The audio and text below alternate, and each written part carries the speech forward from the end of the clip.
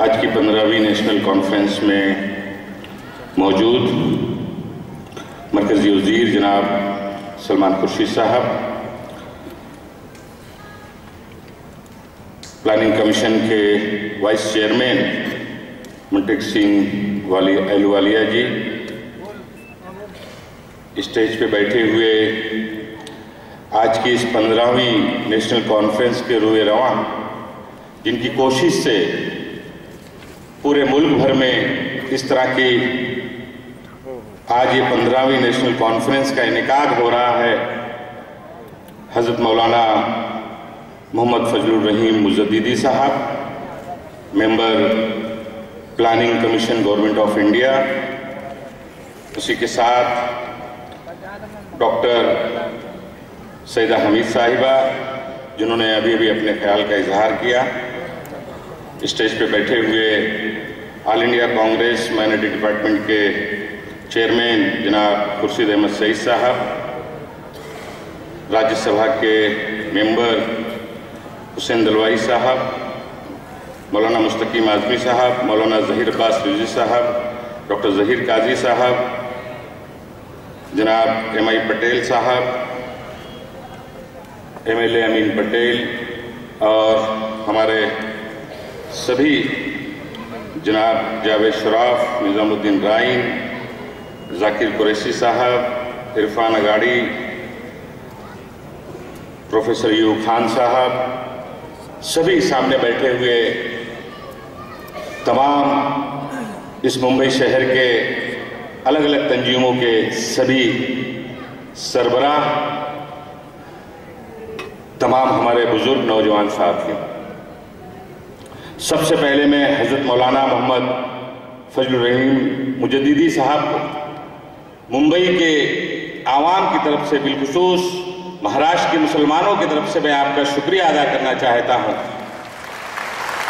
कि planning commission के अंदर अपनी जिम्मेदारी को निभाते हुए आपने मुल्क के मुसलमानों के लिए प्लानिंग कमीशन के सभी लोगों को साथ लेकर मुल्क में मुसलमानों की हालात को उजागर कर आपने 12th प्लान में, 12वें प्लान के अंदर आपने इस मुल्क के मुसलमानों के लिए बहुत सारी स्कीमें और बहुत सारे बजट का प्रोविजन आप कराने में कामयाब हुए। इसके लिए मैं आपको मुबारकबाद देता हूं और शुक्रिया अदा करना चाहता हूं मुंटेक सिंह अहलुवालिया साहब का, डॉक्टर सईद साहब का और प्लानिंग कमीशन के जितने भी मेंबर हैं उन सभी हजरात का। और इस बार अहलुवालिया साहब, आप सारे लोगों की टीम को देखकर मुल्क की अक़लियत को पहली बार लगा कि हमारे लिए भारत की सरकार कुछ करने जा रही है, क्योंकि हमारे इस मुल्क के वजीर आजम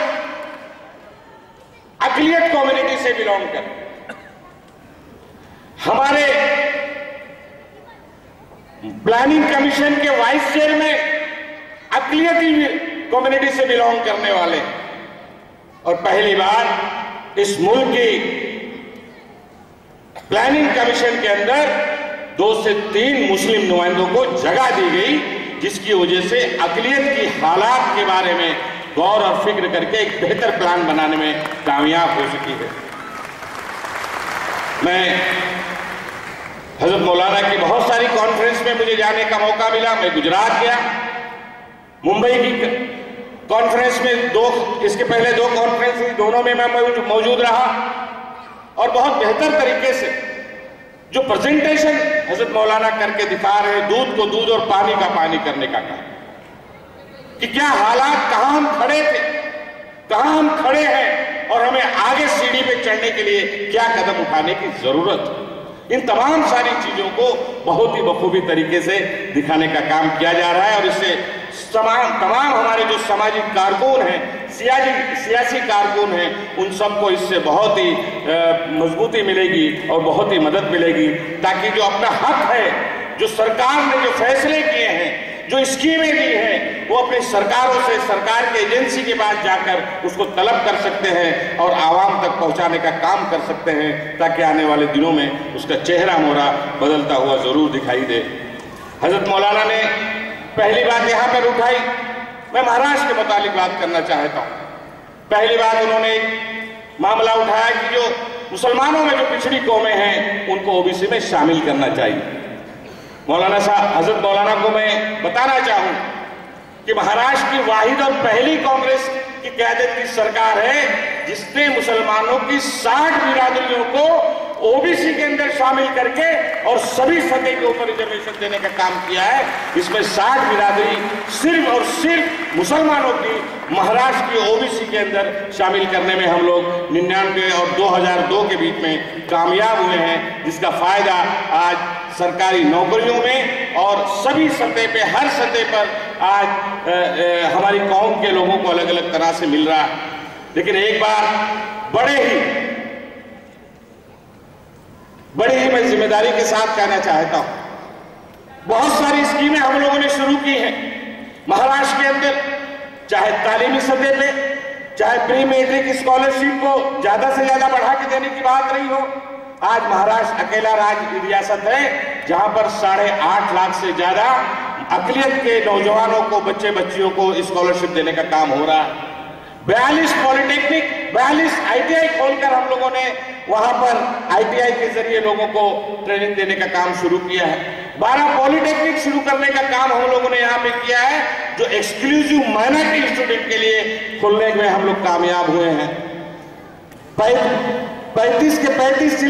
जिले के अंदर लड़कियों को आला दर्जे की तालीम मिले, उसके लिए हॉस्टल बनाने में हम लोग कामयाब हो रहे हैं। 17 से 18 जिलों के अंदर हॉस्टल बनाने का काम पूरा हो रहा है और इसका फायदा मिलेगा। मैं कुल मिला के कहना चाहता हूं कि हम लोग अलग अलग स्कीम, चाहे स्कॉलरशिप के जरिए हो, चाहे पॉलिटेक्निक के जरिए हो, चाहे ITI के जरिए हो, चाहे प्रोफेशनल स्कॉलरशिप की देने की बात हो, ये तो सारी चीजें की ही जा रही हैं और आने वाले दिनों में और मजबूती से हम लोग इसको बढ़ाने का काम करेंगे। लेकिन मैं जनाब सलमान खुर्शीद साहब से एक इल्तिजा करना चाहता हूं। सलमान भाई, आप इस मुल्क में सज्जर कमेटी की सिफारिश आने के बाद, 15 नुकाती प्रोग्राम वजीर आजम का आने के बाद मुल्क की सरकार ने अकलियतों के लिए पहला मंत्रालय बनाया, पहली बार बनाया, और उसके आप पहले वजीर बनाए गए और आपने कोशिश की और कोशिश करके 4.5% रिजर्वेशन माइनॉरिटीज के लोगों को देने का आपने तारीखी फैसला किया। आज कुछ फिरका परस्त ताकतें जिनको अच्छा नहीं लगता, जो लोग नहीं चाहते कि इस मुल्क की अकलियत मेन स्ट्रीम में आवे, उनको बराबर का हक मिले, वो सभी के साथ बराबर का कदम से कदम मिलाकर खड़े हो सके और चल सके, ऐसी कुछ ताकतें, ऐसी फिरका परस्त ताकतें अदालतों के जरिए जाकर और इस रिजर्वेशन के फैसले को उन्होंने ठंडे बस्ते में डलवाने का काम किया है। सलमान भाई, हम जानते हैं कि आज आप उसी काम के लिए दिल्ली जल्दी जाना चाहते हैं, क्योंकि सुप्रीम कोर्ट का वो तारीख अनकरीब 2-4 दिनों में इसी हफ्ते बोर्ड पे है। हम आपसे गुजारिश करना चाहते हैं, आपके साथ और आपकी सरकार के साथ महाराष्ट्र में पूरे मुल्क के अकलियत की दुआएं आपके साथ रहेंगी। सिर्फ रिजर्वेशन का फैसला सुप्रीम कोर्ट के अंदर सही तरह से पैरवी करवा के आप कर दीजिए, हमारे बहुत सारे मसाइल हल हो जाएंगे। ये हम मानते हैं, ये हम चाहते हैं। जब तक हम रिजर्वेशन नहीं देंगे,